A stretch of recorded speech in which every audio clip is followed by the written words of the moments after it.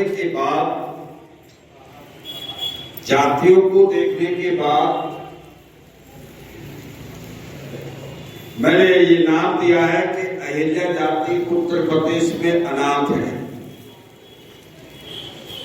अनाथ क्यों है कि अहिल्या जाति किसी भी सूची में नहीं है। आज सामान्य जाति आरक्षण में है। SC, ST, OBC समाज सभी को आरक्षण दिया जा रहा है, परंतु अहिल्या जाति आरक्षण में होते हुए पूर्व के सभी अभिलेखों में SC बताया गया, अछूत बताया गया, परंतु लाभ अभी तक नहीं दिया गया। सभी सरकारों में हमने प्रार्थना पत्र दिए, हमारे प्रार्थना पत्र पर कोई सुनवाई नहीं। दोस्तों, आज हमारे कुछ साथी आए हैं, मैं भूल गया, उनका भी धन्यवाद करता हूं, कल नहीं आ पाए हैं। और एक बात, एक बहुत अच्छी हमारे साथी ओम प्रकाश जी ने कही है, शिक्षा पर बात करो, शिक्षा पर मैं बात करूं। आदिवासी स्कूल DNT देश के अंदर आज भी जातियां हैं जो किसी भी सूची में नहीं है।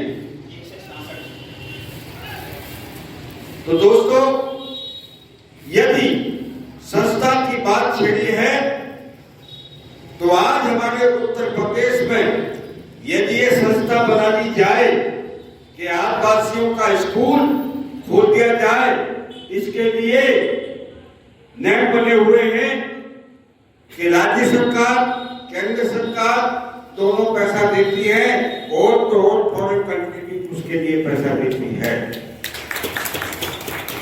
उसके लिए तमाम पूंजीपति आपको ढूंढते फिरेंगे, पैसा देने के लिए वो भी पैसा आपको दिया जाएगा। मैं अंत में सरकार और प्रशासन के विषय में कुछ कहना चाहूंगा। दोस्तों, मैं जितनी गलती सरकार की नहीं है, क्योंकि सिग्नेचर करने वाला अथॉरिटी जो होती है वो प्रमुख सचिव या विशेष सचिव होते हैं। इनकी गलतियां होती हैं, सरकार से कुछ बात होती है और आदेश को तोड़ मरोड़ के निकाल दिया जाता है। इसलिए उस आदेश का पालन नहीं किया जाता, जिसकी हम शिकायत करते हैं। जीता जाता उदाहरण है 6 अगस्त 2021 का। उसमें जब अहिल्या शब्द था, आहल्या कहां से आया? ये उन्होंने जानबूझ करके त्रुटि की है, क्योंकि अहिल्या जाति का कहीं जाति प्रमाण पत्र जारी ही ना हो। इसी प्रकार हमने रखा मंत्री जी के सामने कि आप डिलू जाति के बार बार आदेश करते हैं, आप 1962 की बात करते हैं, उसी के आधार पर आप जो है आदेश जारी करते हैं।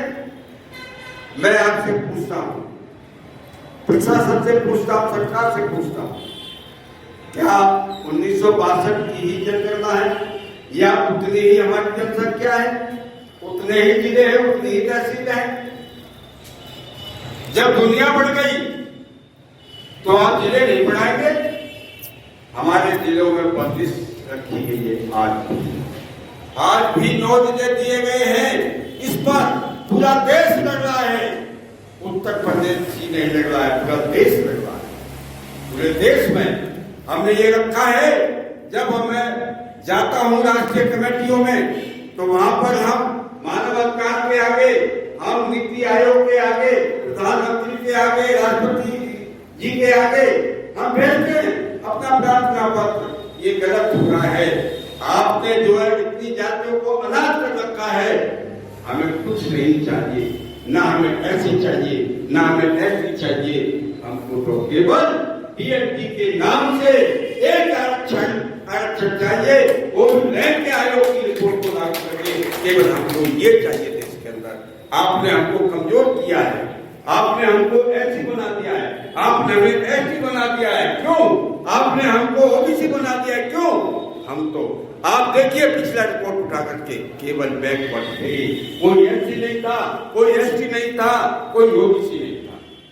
कोई भी आप बता सकते हैं यहाँ पे पिछले रिपोर्ट में केवल बैकवर्ड। साथियों, तो हमने ये मांग रखी है, हमारी बात मानव अधिकार आयोग में जा चुकी है। मानव अधिकार ने ये कहा है कि इस रिपोर्ट को हम भेजेंगे। ये हमारी ताकत नहीं है कि आपका काम हम कर सके, केवल हम आपकी रिपोर्ट को भारत सरकार को दे सकते हैं। तो हमारी आवाज अहिल्या जाति की भी चली जाएगी और ये अहिल्या जाति कहीं अछूता नहीं जाए। आपका साथी, आपका सेवक छत्रपाल कहीं भी पीछे नहीं जाए। दोस्तों, हर मीटिंग में जाता हूँ, मैं राजस्थान जाता हूँ, मेरे साथी ज्ञानी राम जी करते हैं, हम दोनों मिल करके। अगर किराया नहीं होता हमारे पास तो हम जो अपने साथियों को याद करते हैं, कभी अनाथ सिंह को याद करते हैं, कभी हम दुलाना जी को याद करते हैं। इनको बोलता भाई मेरे पास किराया खत्म हो गया है, किराया डालिए। मैं जाता हूँ, भूखा रहूं, प्यासा रहूं, लेकिन मैं समाज की सेवा करता हूं। दोस्तों, मैं इतना कहना चाहता हूँ कि मेरी सांस बन गई। आप दोनों थे यहाँ पर, अनाथ सिंह थे और वो ये लखपत जी थे। इन्होंने मुझे आश्वासन दिया कि जाइए मथुरा की मीटिंग को हम संभालेंगे, आप अपनी सांस का जाकर के दास संस्कार करें। उनको रोना आता है मुझे, मैंने जो सेवा की है, मैं बुढ़ा हो गया चलते चलते। तो मैं आपसे अनुरोध यही करना चाहता हूँ, साथियों इसको संभालिए। ये पौधा लगा दिया है, ये पौधा लगा दिया है, इस पौधे को सींचना है आपको। अब भाई ने चिंता किया है, इसको मैं धन्यवाद देता हूँ। साथियों, मुझे मैं जोश में थोड़ा होश फेवर करूँ, मैं इसलिए आपको मैं पुनः धन्यवाद देते हुए, मुझे अब मेरी आशा जाग गई है।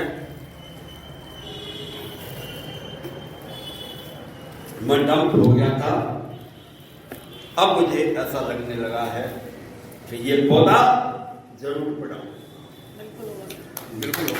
और मेरी जो तमन्ना थी वो जरूर पूरी होगी। देश के अंदर हमारा नाम जाएगा, अहिल्या जाति को कोई भुला नहीं पाएगा। ये काम अहिल्या जाति से ही चलेगा।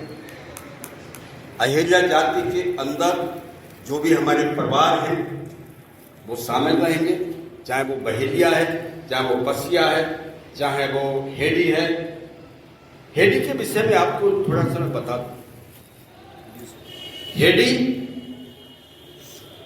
एक जाति तो नहीं है, उसको अहेडी बोलते हैं, लेकिन लोगों ने उसको हेडी बना दिया। मेरठ के लोग आज भी उनको हेडी बोला जाता है। और यही रिपोर्ट प्रशासन ने, डीएम ने, तहसीलदार ने शासन को भेज दी है कि यहाँ अहेजा नहीं बल्कि हेडी। अगर मैं हेडी ना लूं अपने पेट पर तो ये छूट जाएगी। इसी प्रकार सहारनपुर के अंदर जब मैंने खोज की तो वहां पर एक शाकुंभरी देवी का मंदिर है, पहाड़ी क्षेत्र है, उसके आसपास उसके किनारे किनारे वो हेडी राजपूत रहते हैं। वो अपने को हेडी बुला दिए और कहते हैं कि हम तो राजपूत हैं, अगर हेडी कहोगे तो झगड़ा हो जाएगा। मैंने उनसे क्वेश्चन किया कि राजपूत तो जगदीश राणा जी हैं जो एमपी साहब, उनके भाई एमएलए हैं, क्या उनके आपके शादी ब्याह होते बेटी बेटों के? तो उन्होंने कहा ना वो देते हैं ना देते हैं। तो मैं कि तुम कैसे राजपूत थे? मैं क्या, देखिए झूठ मत बोलिए, आप जो है कनीला हेडी हैं, आप कहां से आए हो बताइए, आप झूठ बोल रहे। तब उन्होंने कहा क्या हम वास्तव में ही हेडी हैं, अब हमारे शादी ब्याह करो। वो जमीन जायदाद वाले हैं, सबके यहाँ ट्रैक्टर मिलेंगे, अच्छी जमीनें हैं, 25 बीघा से किसी को कोई जमीन कम नहीं। तो मैं उनके अंदर भी घुस चुका हूं। देश के अंदर मैंने जातियों की मतलब जातियों को मैंने देखा है, बाहर जाकर के कहाँ का क्या क्या बोला जाता है और हमारे लोग हैं।